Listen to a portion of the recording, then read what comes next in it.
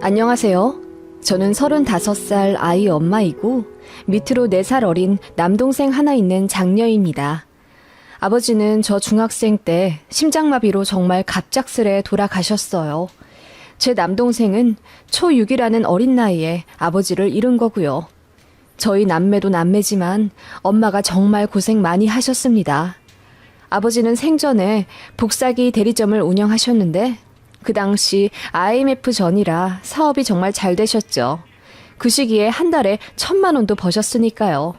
엄마를 많이 사랑하고 아꼈던 자상한 아버지라 어느 날은 계약이 줄줄이 잘 된 운 좋은 날이라며 현금 거의 200만 원 정도의 다발을 갖고 오셔서는 껄껄 웃으며 통째로 저희 엄마 드렸던 장면이 기억나네요. 그렇게 화목하고 금전적으로도 여유로운 집이었습니다.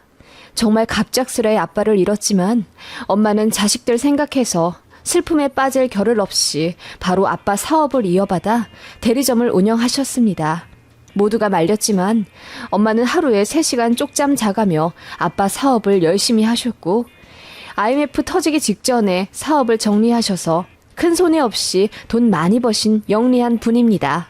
그 이후에 하신 자영업도 대박이 났고요. 저희 남매 공부도 하고 싶은 만큼 하라며 다 밀어주셨고 공부 욕심 많은 저는 그 덕분에 가회도 원 없이 받았네요. 그래서 저랑 제 남동생 둘 다 좋은 직업 가지고 남부럽지 않게 자리 잡았어요. 다 엄마 덕분이라고 생각합니다. 곱고 아름다운 외모에 야무지신 엄마라 솔직히 아빠 돌아가시고 1년도 안 돼요. 헉소리 날 만큼 좋은 재혼자리도 많이 들어오셨다더군요. 그런데 엄마는 아빠만큼 좋은 사람 만날 자신 없다며 다 뿌리치셨고 저희만 키우며 그렇게 사셨어요. 그런 엄마를 두고 저 혼자 행복하겠다고 연애하고 결혼하는 게 죄책감이 들 만큼 엄마는 정말 자식들에게 헌신하신 분입니다. 저는 5년 전 결혼해서 아이 낳았고요. 제 남동생은 연구소 랩실에서 하루 종일 실험하고 결론 도출하는 게 낙이나이라 20대 때 연애도 거의 안 했네요. 능력이 좋아 대기업 연구소에 입사한 남동생이고 연봉은 1억이 넘습니다. 돈 꽤 잘 벌어요. 그렇게 번 돈을 자기는 쓸 데도 없다며 그대로 엄마한테 다 드렸던 순둥이였죠. 그리고 엄마 명의 체크카드 하나 갖고 다니는 애였는데 한 달에 교통비로 5, 6만 원 쓰는 게 다였어요. 실수령이 월 700만 원이 넘는데 쓰는 건 10만 원도 안 된다니 말도 안 되죠. 식사는 전부 구내 식당에서 하고 친구들 만나도 한강에서 따릉이 빌려 자전거 타고 커피 마시다 컵라면 먹고 일몰 전에 들어오는 애예요. 제 동생은 엄마 닮아 잘생겼고 또 저희 집이 돈도 많은 편이기 때문에 소개팅 권유도 무지하게 많이 받은 걸로 알고 있어요. 그래도 나이 28살 다 되도록 못소리라 제가 걱정을 참 많이 했습니다. 그러다가 너무 놀라운 소식을 들었죠. 남동생이 연애를 한다는 반가운 소식이었어요. 소개팅 같은 건 질색하는 애라 받아본 적도 없어서 신기하더라고요. 어디서 만났냐고 물으니 주말마다 가는 도서관에서 만났다고 하더라고요. 나이는 제 남동생보다 2살 많다고 했고요. 그 여자가 제 남동생한테 먼저 말을 걸었대요. 자기가 찾는 책이 있는데 아무리 봐도 없다면서 좀 찾아줄 수 없냐고 제 남동생한테 부탁을 했는데 그 책이 하필이면 제 동생이 엄청 좋아하는 작가의 잘 안 알려진 소설이었다네요. 그래서 이거 사람들 잘 모르는데 어떻게 아시냐고 물었더니 그 여자애가 정말 잘 알지 못하면 말할 수 없는 지적 정보들까지 줄줄줄 말해주더래요. 남동생은 같은 작가를 선호하는 공통점에 반가웠고 여자랑 처음으로 대화가 통한다는 느낌에 너무 좋았다네요. 그렇게 도서관에서 이야기를 1시간 정도 하다 그 여자가 먼저 번호를 물어봤고 그렇게 제 남동생의 첫 연애가 시작된 거라더군요. 이야기만 들었을 땐 제 입가에 웃음이 가실 수가 없었어요. 도서관에서 만난 첫 여자친구라니 너무너무 귀엽고 궁금하더라고요. 쑥맥 같은 제 남동생이라 여자 마음 모를 게 뻔해 제가 코치도 참 많이 해줬네요. 선물은 어떤 걸 줘야 한다. 데이트 코스는 여자가 원하는 위주로 잘 짜봐라. 항상 집 앞까지 데려다주고 괜히 밤에 부담스럽게 주책 부리지 말아라 등 노파심에 남동생 연애 교육을 참 많이 시켜줬네요. 그래서인지 꽤 수월하게 연애하는 듯 했어요. 연애 초에 제가 사진도 한번 봤는데 연예인 뺨치게 예쁘더라고요. 실제로 인터넷 SNS에서 꽤 유명하기도 하다더군요. 팔로워 수가 2만 명 정도 된다나? 직업은 신상 털릴까봐 자세히 말할 순 없지만 국시 합격해야 하는 직업군이고 월 200만 원 전후로 받는 여자로 알고 있었습니다. 남동생한테 얘기 듣기로는 여자친구가 일하기 정말 싫어하고 결혼하자마자 직장 관두고 쇼핑몰을 하고 싶다고 했다네요. 실제로 옷도 참 잘 입고 다닌다고 하고요. 가방이나 신발도 명품이 많다더군요. 솔직히 말해 제 남동생은 패션에 조금도 관심이 없는 애입니다. 나이 20대 중반 다 되도록 옷을 저랑 엄마가 사다 줬으니 말입니다. 청바지나 면바지에 폴로 스웨터를 교복처럼 입고 다니던 남동생이었는데 그 여자친구랑 잘 안 어울릴 것 같아서 남동생 연애 초반에 제가 옷도 한번 왕창 사다 줬네요. 그렇게 한 3개월 정도 남동생이 연애를 했을까? 제 남동생이 갑자기 차를 사야겠다고 엄마한테 차 좀 사달라 부탁했다더군요. 여자친구랑 연애하는데 차가 없어서 불편하다며 그동안 월급 다 드렸으니 1억짜리 차 하나만 뽑게 돈을 달라고 했대요. 1억짜리 차 크게 부담되지는 않죠. 남동생 능력도 있고 또 몇 년간 월급을 통째로 저희 엄마한테 드렸으니 금액이 문제가 되는 건 아닌데 느닷없이 외제차를 사겠다는 남동생이 조금 낯설게 느껴졌어요. 그래서 제가 남동생한테 물어봤죠. 진영아, 그래 차를 살 만한 시기인 건 맞는데 처음부터 외제차는 좀 그렇지 않니? 너 면허는 있어도 아직 장롱이잖아. 차라리 처음엔 국산차 튼튼한 걸로 사고 운전이 많이 익으면 그때 네가 원하는 차로 바꾸는 건 어때? 안 돼. 주아가 꼭 BMW로 사라고 했어. 그거 안 사면 나랑 헤어지겠다고. 뭐라고? BMW 아니면 너랑 헤어진다고? 그런 말이 어딨어. 걔가 나 만나면서 맨날 택시 아니면 버스 타고 다니는 거 힘들대. 힘들어서 사랑이 식는데. 그래서 내가 꼭 차를 몰았으면 좋겠대. 근데 왜 하필 BMW야? 다른 차들도 많은데. 나중에 나랑 결혼하면 같이 끌어야 한다면서 자기가 원하는 걸로 사래. 그 말도 맞지. 뭐? 결혼? 너희 벌써 결혼까지 이야기한 거야? 그 말에 남동생이 수줍게 웃더니 자기 첫 여자라면서 꼭 결혼해야 한다고 하더군요. 그리고 그 여자 아니면 결혼할 생각도 없다면서요. 저는 너무 혼란스럽더라고요. 1억짜리 외제차를 사라고 종용하는 여자친구라니. 그리고 그 말에 홀랑 넘어가 정신 못 차리고 해벌쭉하는 제 남동생도 참 낯설었고요. 그렇게 남동생은 결국 1억짜리 외제차를 샀습니다. 그리고 카드값도 어마어마하게 나오기 시작했죠. 일전에 제 동생이 엄마 체크카드를 썼다고 했잖아요. 연애하면 돈 쓸 일 많아질 거라 생각을 해서 저희 엄마가 엄마 명의로 신용카드를 하나 만들어 주셨습니다. 그런데 연애 초반에는 많이 나가봤자 100만 원 언저리더니 어느 순간부터 급속도로 늘어나 카드값이 5, 600만 원씩 나간다고 하더라고요. 이 정도는 너무 심하다는 생각에 저랑 엄마가 잔소리를 좀 했습니다. 아무리 연애를 한다고 해도 이렇게 많이 쓰는 건 너무하다고요. 그랬더니 남동생이 우물쭈물 하더니 여자친구가 원하는 게 많아서 사주느라 그랬다는 거예요. 뭘 그렇게 많이 사달라고 하냐니까 명품 백이랑 명품 주얼리 같은 걸 그렇게 좋아한대요. 그리고 덧붙여 말하길 이런 명품은 시간이 지날수록 가격이 오르는 거라 나중에 결혼하면 다 자산이 될 거라며 남동생 보고 현명하게 생각하는 게 좋을 거라고 했다네요. 그리고 뻑하면 호텔 다니고 비싼 파인 다이닝 음식점에 가고 그러나 보더라고요. 거기서 사진도 왕창 찍어 SNS에 올린다고 했고요. 툭하면 어차피 자기랑 결혼할 건데 뭐가 그렇게 아깝냐는 식으로 가스라이팅 하는 것 같더라고요. 점점 그 여자친구가 마음에 안 들기 시작했어요. 저희 엄마도 걱정이 많으셨죠.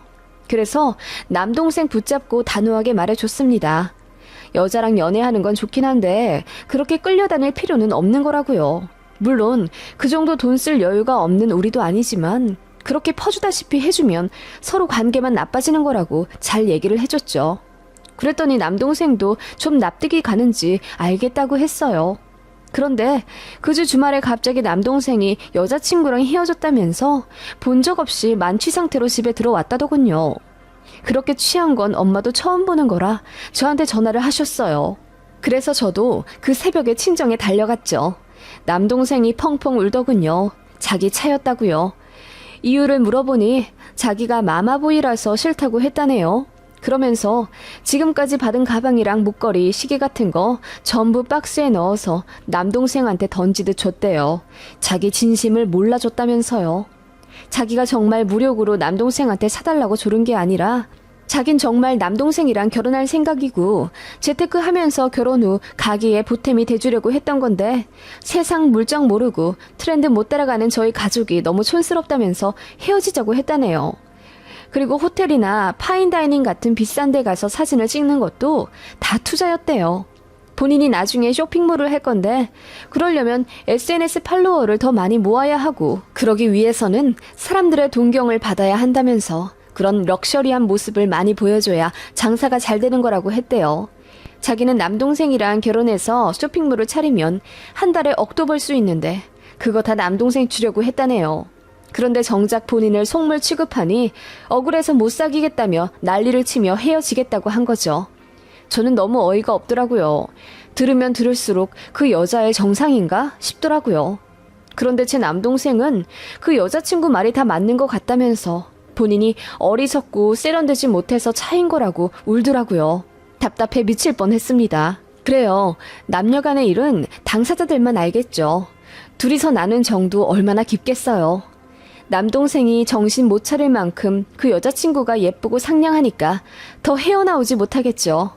그렇게 남동생은 폐인이 됐어요. 그러다가 결정적 한 방에 남동생이 KO 당하더라고요.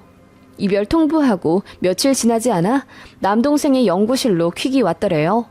보니까 예쁜 브로치 하나와 아파로 꾸민 엽서 그리고 고급 한정식 식사권 2장이 들어있었다더군요. 저희 엄마 선물이었어요. 발신인은 남동생 여자친구였고요. 남동생이 놀라 여자친구한테 전화하니 그 여자애가 그러더래요. 저희 엄마 생신이 2주 정도 후였는데 제 남동생 여자친구가 저희 엄마 드리려고 선물을 미리 샀었다는 거예요. 헤어지더라도 미리 준비한 선물을 드려야겠다며 자기는 남자친구 엄마가 혼자 계시다는 걸 알고 있었기에 더 잘하고 싶었다면서 단둘이 식사도 하려고 다 준비를 했었다는 거예요. 그러면서 덧붙이길 그동안 부족한 나 때문에 어머니랑 누나가 걱정 많이 하셨지? 이제라도 네가 효도해. 그동안 나 때문에 속 많이 썩여드린 것 같은데 죄송하다고 전해드려줘. 나 같은 여자 말고 더 착하고 좋은 여자 만나서 행복해. 라고 했다는데 그 말에 제 남동생 영혼까지 다 넘어가 버린 거죠. 그날 오열하면서 재회했고 제 남동생은 결혼을 결심하게 된 겁니다.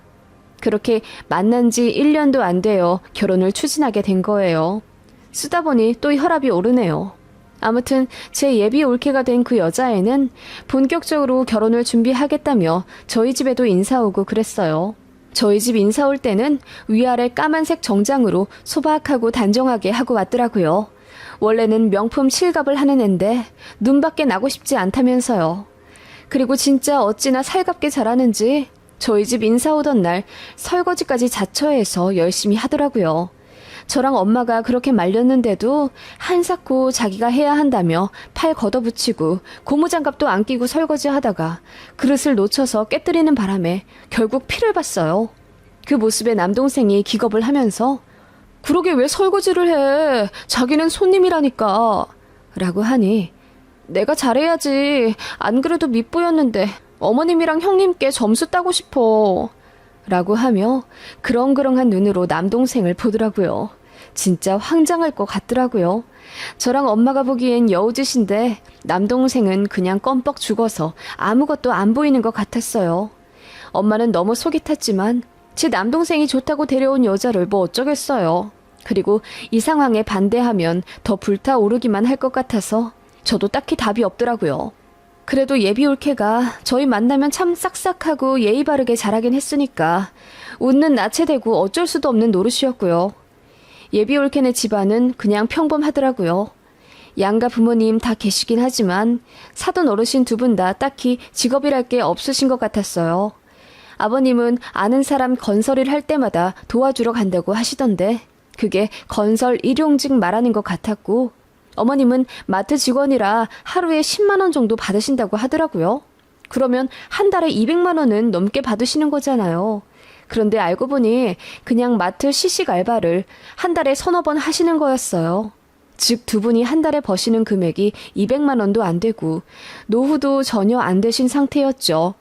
결혼하면서 땡전 한 푼 해올 수 없다고 했고 심지어 예비올케 앞으로 마이너스 통장까지 갖고 와야 한다더군요. 빚이 3천만 원 정도 있댔나? 그거 제 남동생이 갚아주기로 했습니다. 솔직히 말해 평범 혹은 그보다 못해 보였지만 그냥 저희가 더 잘 살고 진짜 남동생 인연이라면 자기가 선택한 운명인데 처가 먹여 살리는 것도 제 남동생 몫이겠죠. 그렇게 애써 생각하며 저도 옳게 좋게 보려고 노력 많이 했습니다. 그런데 흘러가는 결혼준비 상황을 보니 입을 안 댈 수가 없더군요. 예비올케가 호텔 결혼식을 요구하더군요. 그래요. 저도 호텔에서 결혼했습니다. 저는 시어머니가 호텔에서 하자고 먼저 요구를 해주셨고 솔직히 시댁이랑 저희 친정 둘 다 잘 살고 저희 부부도 고소득자입니다. 솔직히 말해 할만하니까 한 건데 예비동서는 빚까지 있는 마당에 무슨 호텔식인지 어이가 없더라고요. 그래도 곧 죽어도 호텔에서 해야 한다길래 제가 좀 알아봐 줬어요. 어차피 저희 집에서 다 부담해야 하니까 제가 5천만 원 정도로 예산 짜서 남동생 편으로 보내줬습니다. 그랬더니 예비올케가 난리를 쳤다는 거예요. 자기는 곧 죽어도 신라 호텔에서 해야 한다면서 1억 2천 정도 생각했다는 거예요. 저희가 미쳤습니까? 빚까지 갚아줘야 하는 예비올케를 위해 1억이 넘는 식을 올려주다뇨. 그래서 제가 절대 안 된다고 했습니다. 자기가 부담할 거 아니면 5천만 원 선에서 정리하고요. 그랬더니 예비올케가 저한테 직접 전화를 하더군요. 형님, 저예요. 다름이 아니라 예식 문제 때문에 전화를 드렸는데요. 아무리 생각해도 저희 부부한테는 신라 호텔이 어울릴 것 같아요. 저도 얼굴 드러내며 사업하는 사람이라 그런 것들이 전부 투자거든요. 형님, 제가 결혼하고 나서 정말 잘할게요. 어머님한테도 깍듯이 진짜 잘할 자신이 있어요. 그러니까 식만 제발 제가 원하는 대로 해주시면 안 될까요? 제 평생의 소원이에요. 하면서 펑펑 우는 거예요. 아, 이런 여우 같은 모습에 제 남동생이 껌뻑 넘어갔구나 싶더군요. 속으로 혀를 끌끌 찼지만 애써 좋게 포장해. 우리 엄마가 진영이 아파트도 해줘야 하는데 좀 빠듯할 것 같아. 엄마는 이왕이면 30평대로 해주시겠다고 하는데 그럼 20평대도 괜찮아? 라고 했더니 우물쭈물 하면서 그럼 30평대로 하고 식은 5천만 원대로 하자더군요. 선심 쓰듯이요. 그게 시작이었습니다. 예물은 1,500만 원짜리 샤넬 백이어야 하고 반지 다이아도 자기가 다 알아왔더군요. 그거에 스드메에 웨딩카에 기타 등등 부가 비용까지 결혼 준비 비용 전부 합치니 거의 2억이 다 되어 가더라고요. 집은 저희 엄마가 알아봐주고 제 남동생 연구소 근처에 있는 아파트 단지로 자가 계약하려고 했습니다. 그 아파트가 9억 정도였고 엄마가 제 남동생 명의로 사주신다고 했어요. 그렇게 알아두라고 했더니 예비올케가 또 난리가 난 겁니다. 왜 강남으로 안 해주냐면서 강남이 안 될 것 같으면 잠실 정도는 되어야 한답니다. 그 정도면 20억이 넘어요. 엄마는 제 남동생 신혼집에 그 정도까지는 생각을 안 하셨거든요. 게다가 왜 공동명의가 아니냐면서 역시 자기를 무시하고 싫어하시는 거라면서 죽고 싶다고 남동생 앞에서 울었다는 거예요. 그래서 엄마가 너무 열이 받아서 참다 못해 예비올케에게 화를 내셨습니다. 우리가 결혼 비용이며 신혼집까지 싹 해가는데도 우리 진영이는 예물시계 하나 못 받는 것도 나는 사실 너무 화가 나. 그래도 우리 아들이 좋다고 데려온 여자니까 이 정도는 해주는 거지. 도대체 너는 어디까지 바라는 거니? 이럴 거면 나는 결혼 못 시킨다. 항상 인자하게 웃으셨던 저희 엄마가 처음으로 화를 내며 파혼을 내비쳤더니 예비올케가 덜컥 겁이 났던 건지 저희 본가 찾아와 싹싹 빌며 다신 안 그러겠다고 울더군요. 그리고는 제 남동생한테 어떻게 얘기했는지 저희 엄마 무서워서 결혼하면 시집살이 당할 것 같다. 신우될 사람인 저도 너무 엄하고 무섭다면서 흐느껴 울었대요. 남동생이 저랑 엄마한테 식사 한번 하자고 하더니만 자기 예비 신부한테 너무 빡빡하게 굴지 않았으면 좋겠다고 얘기하더군요. 제가 너무 화가 나서 네가 결혼할 여자 지키는 것도 좋지만 쌍방 얘기는 들어보고 편을 들던지 해야 할 것 아니니? 너 애가 왜 이렇게 멍청이가 됐어? 라고 소리를 질러버렸습니다. 사실 제 남동생 너무 순하고 착해서 어릴 때도 한 번도 안 싸웠어요. 커서도 큰 소리 한 번 안 내고 잘 지냈던 저희 남매였는데 저도 오죽하면 그랬겠어요. 너무 복장이 터져서 남동생한테 뭐라고 했더니 남동생도 발끈하더라고요. 이런 모습에 주아가 겁먹었구나. 주아가 말하길 원래 시자가 붙으면 다른 사람이 된다던데 그게 무슨 뜻인지 이제 알겠다. 누나야말로 갑자기 시누이 감투 쓰니까 변했어. 알아? 이러는데 그 순둥이 입에서 나올 법한 단어가 아니라 너무 놀랍더라고요. 시자? 시누이 감투? 너무 경악스럽더라고요. 그래서 꼬치꼬치 물어보니 예비올케가 맨날 그랬대요. 우리나라 시어머니랑 시누이들은 원래 이유 없이 며느리를 싫어하는 거라며 곧 죽어도 아내 편을 들어줘야 한다고 거의 세뇌를 시키다시피 했더군요. 어이가 없어서 식사 자리 파토내어 엄마 일으켜 세웠습니다. 엄마는 집에 오시는 내내 통곡하며 우셨고 저도 답답해서 미칠 것 같더라고요. 그러다가 결정적인 사건이 하나 터지게 된 겁니다. 남동생 호텔 식장 예약을 일단 한 상태였어요. 결혼 8개월 전이었죠. 스드메랑 신혼여행지, 예물 예당 같은 거 알아본다고 남동생 바쁘더라고요. 제발 파혼하길 바랬지만 예비올케가 어찌나 세심하게 가스라이팅 해놨는지 남동생은 바보같이 끌려다니고 있었고요. 제 남동생이 어느 날 이러더군요. 누나, 결혼하면 엄마가 합가하자고 하진 않으시겠지? 합가? 글쎄, 엄마가 나중에 편찮으시거나 그러면 너나 나나 받으려야겠지. 엄마가 원치 않으실 수도 있고. 왜? 아니, 주아가 그걸 많이 걱정하더라고. 엄마가 자길 싫어하셔서 같이 사는 게 무섭다면서. 근데 엄마가 혼자 계시니 내가 책임져야 하는 거 아니냐면서. 뭐? 아니 책임을 지고 말고가 어딨어. 우리 엄만데. 그리고 합가할 수 있는 상황이 되면 해야지. 나도 우리 시댁이랑 여차하면 합가할 수도 있어. 결혼이란 게 다 그런 거 아니니? 그럼 너 엄마 버릴 거야? 엄마가 우리 위해서 얼마나 고생한지 몰라? 네 신혼집이랑 결혼 자금까지 다 대주시는데? 제 말에 남동생은 생각이 깊어지는 듯 아무 말도 없더군요. 그러더니 슬그머니 종이 한 장을 내미는 거예요. 누나, 이거 좀 읽어봐. 남동생이 내민 것은 각서였습니다. 내용을 보고 기함했죠. 절대로 시어머니와 합가하지 않는다. 홀어머니는 누나가 모시는 것으로 합의한다. 이를 어기지 않을 시 이혼한다. 아이가 있는 상태라면 한 아이당 양육비 200만 원, 아이가 없을 시 위자료 10억을 준다. 예비올케가 꾹꾹 눌러 쓴 그 각서에는 제 남동생의 지장을 기다리는 듯한 빈칸이 있었어요. 남동생이 그걸 보며 암울한 표정으로 말하더군요. 홀어머니 있는 남자는 결혼시장에서 최악이래. 내가 홀어머니가 있다는 핸디캡 때문에 나중에 결혼도 못할 거라고 하더라. 이런 집안에 시집오는 본인한테 고마워하진 못할 망정 신혼집이랑 결혼비용 대주는 걸로 유세 떠는 시댁이 너무 섭섭하대. 그 말에 저는 울려고 하지 않았는데도 눈물이 절로 나오더라고요. 아빠 일찍 돌아가시고 엄마가 얼마나 고생하셨는지 잘 아니까요. 그래도 돈도 많이 버시고 누구 하나 부럽지 않을 정도로 잘 살고 계시는데 홀어머니가 있다는 이유로 결혼 기피 대상이 된다뇨. 저는 너무나 격분해 남동생한테 소리를 질렀습니다. 이런 년이랑 결혼할 거면 너 당장 파혼해. 네가 파혼 안 하면 나 너 다신 안 봐. 내가 이렇게까지 말하는데도 너 정신 못 차려? 라고 했더니 본인도 생각이 복잡하다며 일단 누나한텐 말해야 할 것 같다며 털어놓은 거죠. 제가 남동생 손 붙잡고 말했습니다. 연애가 아니라 세뇌당한 것 같다고요. 여기서 멈추자고 했어요. 예비신부 진심을 알고 싶지 않냐고 물으니 남동생이 방법이 있냐고 묻더군요. 그래서 제가 알려줬습니다. 그 방법으로 시원하게 파혼했고요. 제가 일러준 방법은 이러했어요. 남동생이 예비올케한테 이렇게 말했다더군요.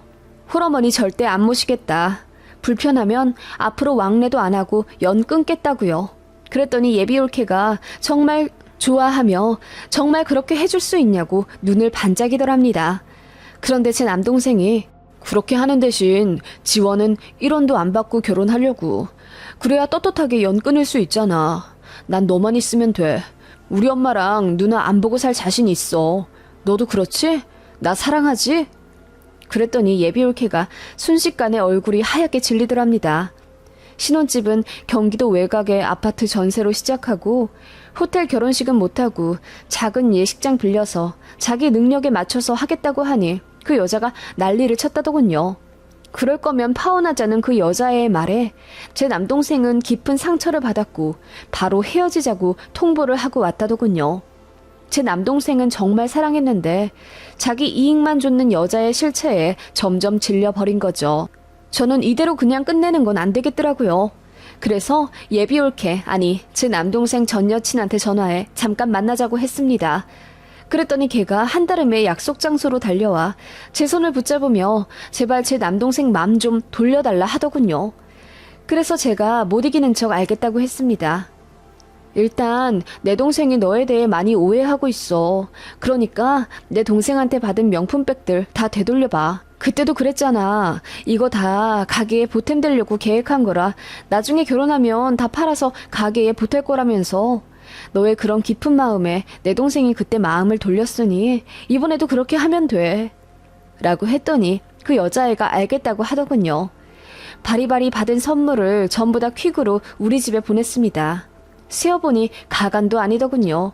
선물만 거의 5, 6천만 원 정도 되겠더라고요. 이제 됐다 싶어서 그 여자애한테 문자 보냈습니다.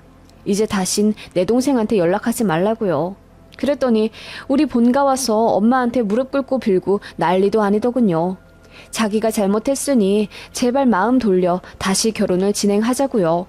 그리고 제 남동생한테도 거의 혼절하다시피 울며 매달렸다네요. 그치만 제 동생은 이미 다 각성한 상태고 여자애의 행동에 정이 다 떨어졌기 때문에 뒤도 안 돌아보고 내쳐버렸습니다. 제 남동생 걱정 정말 많이 했는데 홀어머니 모시지 않겠다는 각서 쓰라고 한 그 종이 한 장에 마법같이 정신이 들어버린 거죠. 그렇게 파혼했습니다. 헤어지고도 석 달을 끈질기게 매달렸다는데 정말 대단하더라고요. 그리고 그렇게 돌려받은 선물들은 정말 그 여자의 말대로 시간이 지나니 프리미엄이 더 붙더라고요. 제가 그것들 전부 팔아서 다시 돈으로 엄마 드렸습니다. 남동생은 그 외제차만 보면 기분이 더럽다며 팔아버렸고요. 저희 엄마랑 저한테도 상처 줘서 죄송했다며 남동생이 많이 울었어요. 그게 벌써 2년 전 일이네요. 사랑에 눈이 멀어 한순간에 인생 망칠 뻔한 제 동생. 등짝 세게 한번 쳐주고 끝낸 해프닝이었지만 사실 그 1년 좀 안 되는 시간 동안 속 많이 탔습니다. 제 동생도 큰 경험했고요. 나중에 알고 보니 도서관에서의 첫 만남도 그 여자애가 전부 계획한 거더라고요. 멀끔하게 생긴 남자가 깔끔하게 입고 다니며 도서관에서 책 읽고 있는 걸 두어 번 보고 제 남동생이 좋아하는 작가를 눈여겨 살펴본 후 접근한 거더라고요. 그런 식으로 남자를 만나왔나 본데 생각보다 제 남동생이 잘 살고 순진하니까 갖고 놀았던 모양이더군요. 정말 소름 끼치더라고요. 연애 초짜라 물정도 모르고 그저 여자가 하자는 대로 했던 제 동생도 참 답이 없었지만요. 참 남자도 조심해야 하지만 여자도 조심해야 하는 세상이에요.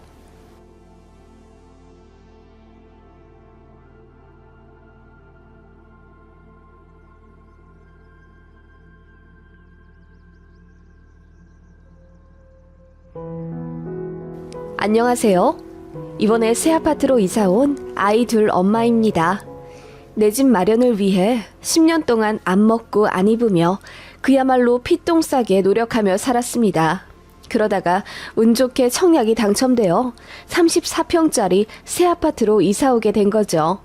깔끔한 강마루 바닥, 깨끗하고 세련된 집 내부에 좋은 편의시설까지 이제 다 이룬 것 같은 황홀함에 기분이 좋은 것도 사실 잠시였어요. 제가 들어온 새 아파트는 공교롭게도 시댁과 같은 도시였습니다. 물론 시댁이 있는 동네와 청약이 당첨된 동네는 끝과 끝이라 거리가 있긴 하지만 같은 도시라 차로 30분이면 오고 갈 수 있는 거리입니다. 처음 청약 당첨되었을 때 좋긴 했죠. 그치만 한편으로 걱정이 된 건 사실입니다. 그치만 시어머니가 정말 합가하자고 막무가내 달려드실 줄은 몰랐어요. 염치가 그 정도로 없진 않을 거라고 생각했거든요. 그런데 혹시나 하는 생각은 역시나로 바뀌더군요. 저희 입주하고 얼마 안 돼요. 시어머니가 짐 싸들고 막무가내 저희 집으로 들어오셨습니다. 같이 살자고요. 그래서 어떻게 했냐고요? 그냥 나가시라 했습니다. 말 그대로 내쫓아 버렸죠. 지금 시어머니는 저희 안 보고 살겠다며 울고불고 난리지만 그러거나 말거나 이제 신경도 쓰고 싶지 않네요. 저희야 안 보고 살면 땡큐죠. 말만 들으면 제가 너무 정없어 보이고 나쁜 며느리 같죠? 욕을 하시더라도 제 이야기 한번 들어봐 주시고 해주실래요? 저는 11년 전 결혼했습니다. 대학 졸업하고 공무원 시험을 준비했었는데 운 좋게도 딱 2년 공부하고 붙었어요. 젊은 데다 안정적인 직업을 갖고 있는 여자다 보니 선이 참 많이도 들어왔네요. 지금의 제 남편이 그중 하나였죠. 공기업 다니는 남자였고 성격이 서글서글 하면서도 순해서 제 마음에 쏙 들었습니다. 그렇게 연애 좀 하다가 남편 쪽에서 부모님 건강을 문제로 결혼을 엄청 재촉하는 바람에 정신 차려보니 저는 버진로드를 걷고 있더군요. 시댁은 장사하는 집안이었고 지역 재래시장에서 도소매로 한가닥 하셔서 돈이 많으셨다고 합니다. 그런데 작은 아버님 댁이 파산해서 그거 도와주시느라 있는 건물, 있는 돈 다 날렸다 하셨고 지금은 평범한 24평대 구축 아파트 사시며 시장에서 작은 가게 하나 하세요. 예전에는 돈이 많아 뭐 차도 두세 대 굴리고 아파트도 48평짜리 사셨다 어쩐다 하셨지만 어쨌든 지금은 아니지 않습니까? 그냥 저희한테 손만 안 벌리시면 다행이라고 생각할 정도로 솔직히 저는 시댁에 큰 기대 안 하고 결혼했고 말 그대로 남편 하나 보고 결혼한 겁니다. 사람 괜찮고 안정적인 직장 다니는 거 하나 보고 결혼한 거예요. 그래도 저희한테 금전적으로 부담을 주지 않겠거니 하고 결혼한 건데 알고 보니 시댁에 돈이 진짜 거의 없더라고요. 돈 없는 거야 그렇다 치지만 제가 특히나 어이가 없는 건 시댁에서 그 있지도 않은 돈으로 유세 부리며 상견례에서도 가관이었어요. 저희 아버지가 공무원이시고 어머니는 전업주부셨는데 시모가 상견례에서 이러시더군요. 사돈, 공무원 연금도 나중에 어떻게 될지 모른다면서요. 노후가 완전 보장된 것도 아니시네요. 돈이 어느 정도 있긴 있어야 할 텐데 그래야 재테크도 하고 그러면서 불리는 거죠. 나라에서 끊어버리면 그만일 연금만 철석같이 믿고 어떻게 살아요? 라며 저희 집을 무시하시는 말씀을 하셨어요. 시댁이야말로 노후 부장이 딱히 되어 있는 재산도 없거든요. 어이가 없는 거죠. 자영업으로 돈을 많이 벌어보셔서 그런지 아니면 아들 가진 엄마라 그냥 며느리 집안 무시하고 싶어서인지 굳이 공무원인 저희 집을 까내리시더군요. 또 뒤에 덧붙이는 말로 나중에 힘들면 자기네한테 기대란 식으로 말씀하시더군요. 알고 보니 저희 집보다 훨씬 돈이 없으셨으면서요. 그렇다고 해서 시댁에서 저희 결혼하는데 돈이라도 많이 보태주셨으면 모르겠네요. 신혼집은 원래 부부가 알아서 하는 거라며 다 뜻이 있으니 일부러 돈 1도 안 보태주시겠다 하셨습니다. 그거 가지고는 기분 상하지 않았죠. 저랑 남편이나 둘 다 능력이 없는 것도 아니니 둘이서 보금자리 충분히 마련할 수 있었고요. 다만 저희 부모님은 딸 결혼하는데 어느 정도는 도움을 주고 싶다 하셔서 저희 전세 구하는데 5천만 원 보태주셨어요. 자식 힘든 거 생각해서 보태주고 싶다는 저희 부모님 마음 저는 진심으로 감사하게 받았습니다. 시댁에서 그거 알고 저만 따로 불러서 엄청 화내시더라고요. 너 개념이 있니? 모름지기 성인 둘이 만나 결혼한 거라면 자기들 집은 자기들이 알아서 하는 거다. 그러라고 자식 대학까지 키워놓은 거고 너 부모님 생각은 조금도 안 하는 거 보니 나중에 시댁에 어떻게 할지 안 봐도 눈에 훤하다. 라고 하시며 저를 세상 개념 없고 철없는 사람 취급하시더라고요. 그리고는 우리가 돈이 없어서 니들 안 도와준 것도 아닌데 그런 일이 있으면은 미리 우리한테 말을 해줬어야지. 우리만 이상하고 쪼잔한 노인네들 되잖냐. 라고 하시길래 저도 욱하는 마음에 어머님 저희가 말씀드렸으면 친정이랑 똑같이 저희한테 돈 보태주시려고 하셨어요? 라고 했더니 시모 얼굴이 새빨개지며 아니, 누가 준대? 그래도 명색이 우리가 시댁인데 사돈네가 돈 보태주시는 거 반대 정도는 할 수 있지. 라고 하시더라고요. 친정이 저희한테 돈 보태주시는데 시댁이 무슨 권리로 찬반을 따지나요? 정말 지금 생각해도 어이가 없습니다. 그냥 갑질이죠. 아무튼 어머님은 그렇게 방방 뛰시며 저희 집이 자기네를 무시했다 어쩐다 하면서 난리를 치셨네요. 그래서 기분 나쁘다며 첫 신혼집 아예 안 오셨어요. 저희가 집들이 한다고 연락드렸을 때도 안 오셨고 그 이후로 그 집에서 아이 낳아 100일 잔치까지 했는데 안 오셨습니다. 고집 대단하신 분들이죠. 그게 시작이었습니다. 시댁 갑질 대단했습니다. 특히 시어머니가 그렇게 저를 못 잡아먹고 안달이셨죠. 워킹맘 바쁜 거 잘 알면서 시댁 행사에는 무조건 오라고 난리셨습니다.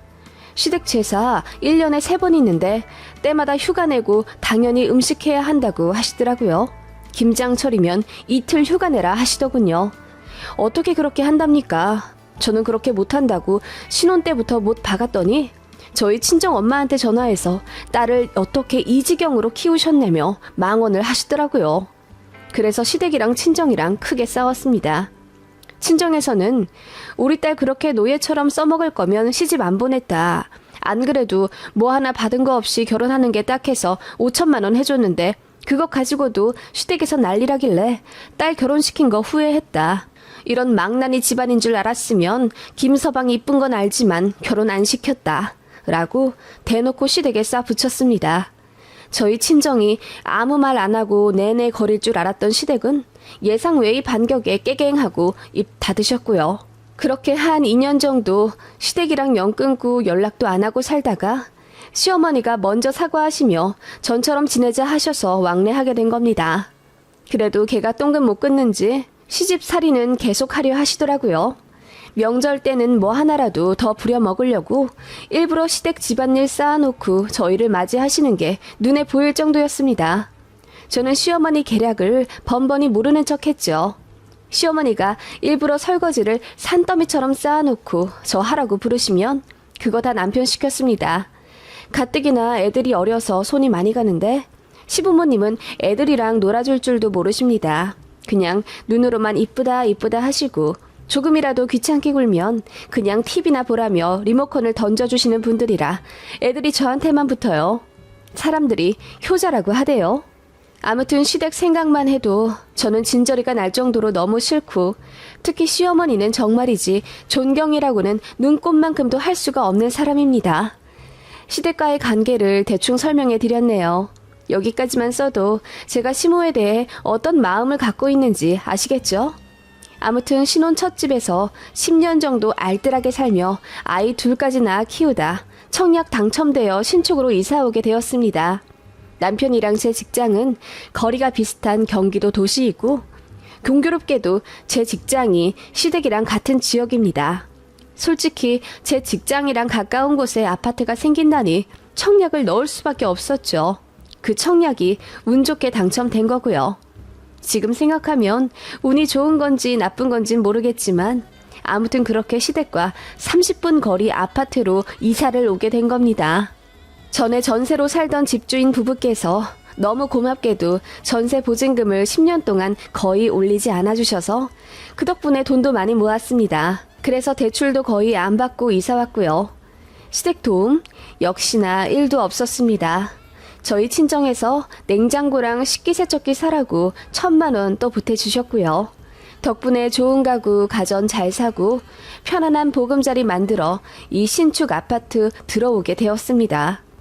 시댁과는 관계는 안 좋지만 어쨌든 청약 잘 되어 이사가게 되었다고 말씀을 드렸습니다. 그랬더니 처음엔 그냥 무덤덤해 하시더라고요.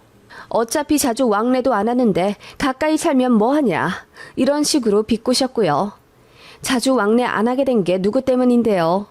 시댁의 무례한 행동들 때문에 학을 떼게 만들어 놓고는 시간이 많이 흐르니 슬그머니 또 며느리 탓을 하시더군요. 아무튼 그렇게 며칠 잠잠하시다가 어느 날 시모가 연락을 하시더군요. 저희가 들어온 아파트가 지역 최초로 커뮤니티 시설도 굉장히 잘 되어 있어 비싼 헬스기구에 수영장에 실내 골프장까지 포함되어 있는 걸로 유명했거든요. 보안은 물론이고 집안 인테리어도 고급스럽고 잘 빠졌고요. 시어머니가 저희 이사 온다는 아파트 검색해보시고는 삐까뻔쩍한 곳이라는 걸 알고 놀라 전화하신 겁니다. 니들 그렇게 좋은 곳에 들어가는 거였니? 세상에, 내가 지금 찾아보고 깜짝 놀랐다. 그렇게 좋은 곳 들어가는 거였으면 이 시애미한테도 미리미리 말을 했어야지. 라고 하시며 다그치시더군요.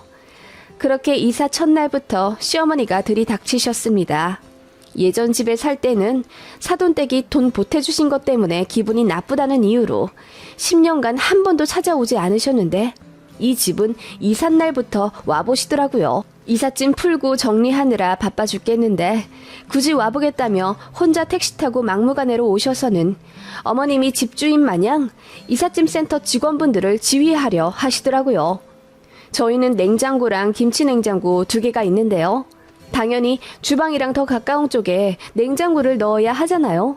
그런데 시어머니가 저 정신없는 사이 이삿짐 센터 직원을 불러서 마음대로 김치냉장고 위치를 바꾸려 하시더라고요. 왜 그러시냐고 하니 냉장고 색깔이 어쩌고저쩌고 하시며 제가 정해놓은 위치도 마음에 안 드신대요. 그리고 무슨 이런 색 냉장고를 샀냐며 한 소리 하시길래 친정에서 돈 보태주신 걸로 산 거라고 한마디 했더니 사돈도 참 이왕 사주시는 거 좋은 거 좀 사주시지 라고 헛소리를 하시더군요. 진짜 단돈 10,000원이라도 보태주셨으면 모르겠습니다. 결혼 이후 1원 한 장 안 보태주시고 애들 어린이날이나 생일 때도 시장에서 산 메이커 없는 옷, 신발만 사다 주셨던 시어머니인데 친정에서 여유가 있어 보태주시려 하시는 것에 자격지심이 있으신 건지 저런 말씀을 하시더라고요. 짜증이 나서 그냥 냅두시라 하고 지금은 너무 바쁘니 차라리 카페에 가 계시는 게 어떻냐고 말씀드렸습니다.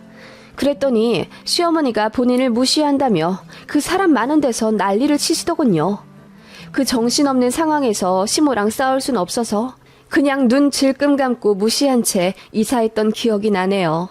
남편이 애들을 데리고 나가 있던 상황이라 저 혼자 대처할 수가 없었고요. 시모는 이삿날 그렇게 저희 집 와서 이 참견 저 참견 다 하고 가셨네요. 음식물 쓰레기통이 스텐인데 뭐하러 비싸게 스댕으로 샀냐며 잔소리 하시고 이사 올 때 냉장고 비우느라 식재료가 없었는데 그거 가지고도 꼬투리를 잡으며 이래서 애미가 일하는 집은 안 된다고 혀를 끌끌 차더군요. 제가 참다 못해 소리를 지르며 그럼 이사 올 때 당연히 냉장고 비워오지. 꽉 채워와요. 저희 잘해먹고 살아요. 애들도 못 먹이지 않고요. 내 새끼들 잘 먹이려고 나가서 일하는 건데 제가 그럼 굶기겠어요? 라고 화를 냈더니 뭔 말도 못한다면서 입을 삐쭉 내미시더군요. 안 그래도 이삿날 정신없어서 예민하고 가뜩이나 이사 중간에 제 노트북 파손되어서 너무 신경이 곤두서 있는 와중에 시어머니까지 이래라 저래라 말도 안 되는 트집에 잔소리 늘어놓으니 너무 짜증나더라고요. 그때 처음으로 잠깐 시댁 근처에 이사 온 걸 후회했습니다. 남편한테 얘기하니 그날 저녁에 통화하며 시모에게 한 소리 하는 것 같더라고요. 안 그래도 결혼 초반 시절 양가 싸움도 했었고 시어머니가 자식인 본인이 생각해도 이상하다는 걸 가슴 깊이 깨달았기 때문에 조금의 시자 조짐이 보이면 남편이 나서긴 했습니다. 그래서 시어머니도 저한테 심하게는 못했었는데요. 남편도 걱정이 되긴 했었겠죠. 시댁이랑 가까운 곳에 이사를 왔으니 중재에 대한 의무감이 더 깊어졌을 거라 생각합니다. 시댁 때문에 싸우다가는 한도 끝도 없기 때문에 저도 남편에게는 최대한 좋게 말했습니다. 그 덕분에 큰 부부싸움 한 번 안 하고 지금까지 으쌰으쌰 서로 배려하며 살아온 거고요. 믿지 않으시겠지만 남편이 정말 많이 애썼는데도 시모의 망언과 요행은 멈춰지지가 않았답니다.